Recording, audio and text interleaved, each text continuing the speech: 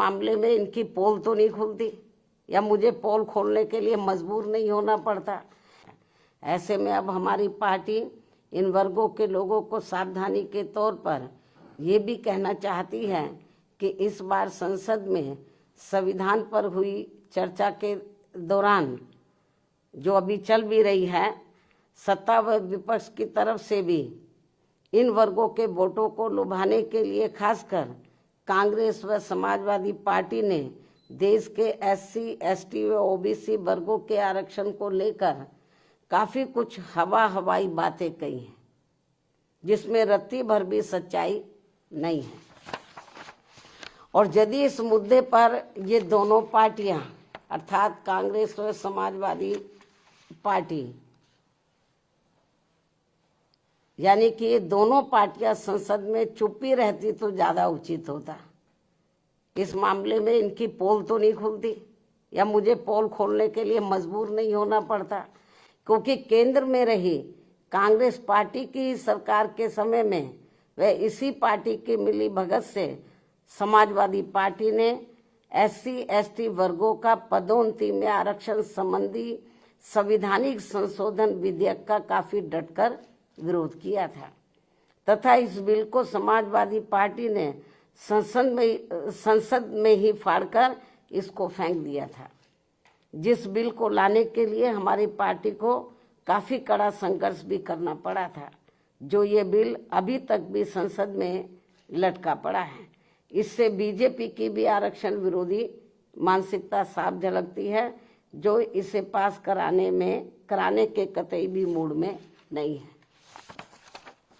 और अब तो कांग्रेस पार्टी के राहुल गांधी ने इन वर्गों के पूरे आरक्षण को ही सही वक्त आने पर खत्म करने का भी ऐलान कर दिया है, जबकि इस मामले में बीजेपी व अन्य विरोधी पार्टियां भी कोई कम नहीं है। और अभी भी हमें सत्ता व विपक्ष द्वारा आरक्षण को निष्प्रभावी बनाने व इसे खत्म करने के लिए इन सब की सोच लगभग एक जैसी ही देखने को मिलती है।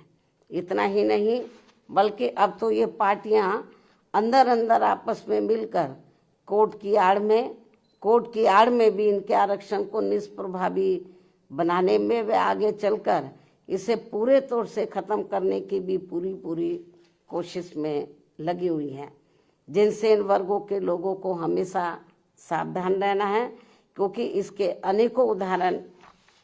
इन वर्गों के सामने हैं। इसके साथ साथ देश में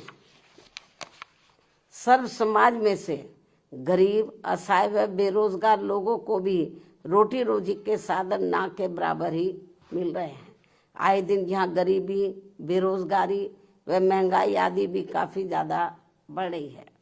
पिछले काफ़ी वर्षों से देश की अर्थव्यवस्था भी कोई खास अच्छी नहीं चल रही है। ऐसे में अब वर्तमान भाजपा सरकार द्वारा भी जो किस्म के संकल्प लिए जा रहे हैं,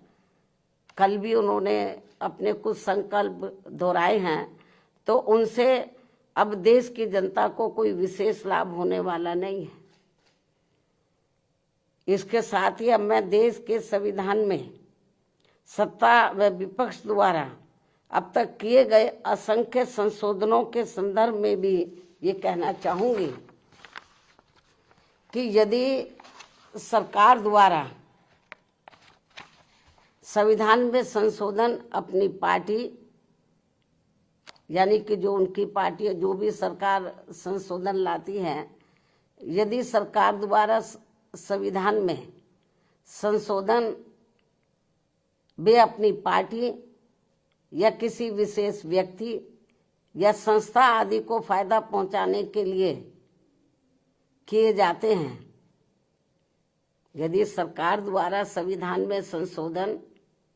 वे लोग अपनी पार्टी या किसी विशेष व्यक्ति या संस्था आदि को फायदा पहुंचाने के लिए किए जाते हैं, तो उसका फिर हमारी पार्टी कभी भी समर्थन नहीं करेगी, अर्थात उसका डटकर विरोध करेगी। और यदि इसके विपरीत संविधान में संशोधन देश में आम जनहित में किए जाते हैं, तो तभी फिर हमारी पार्टी उनका पूरे तय दिल से समर्थन करेगी। हालांकि इस मामले में कांग्रेस व बीजेपी के नेतृत्व में अनेकों बार बनी केंद्र की सरकार में खासकर SC, ST व OBC वर्गों के हितों की जो इनकी उपेक्षा की गई है, जिसके अनेकों उदाहरण हमारे सामने हैं, ये अति दुख की बात है। इसमें इनकी इन वर्गों के प्रति हीन व जातिवादी मानसिकता भी साफ झलकती है, जो अब ये आगे नहीं होना चाहिए। और इनके ऐसे जो भी मामले अभी तक भी लटके पड़े हैं, उन्हें जल्दी संसद में लाकर पास भी कराना चाहिए। इसके साथ ही इन वर्गों के आरक्षण को निष्प्रभावी बनाने के लिए जो आए दिन आरक्षण के साथ छेड़छाड़ की जा रही है, तो उन पर भी रोक लगाने के लिए इसे संविधान की 9वीं अनुसूची में जरूर डालना चाहिए। संक्षेप में अब हमारी पार्टी का यही कहना है कि हर वर्ष संसद में संविधान पर चर्चा कराने के साथ साथ ये भी उचित होगा कि सत्ता व विपक्ष को देश व आम जनहित में तथा जाति व धर्म से भी ऊपर उठकर बाबा साहब द्वारा निर्मित किए गए अपने बेहतरीन संविधान पर, अपने देश के बेहतरीन संविधान पर अपनी पूरी ईमानदारी व निष्ठा से अमल करना चाहिए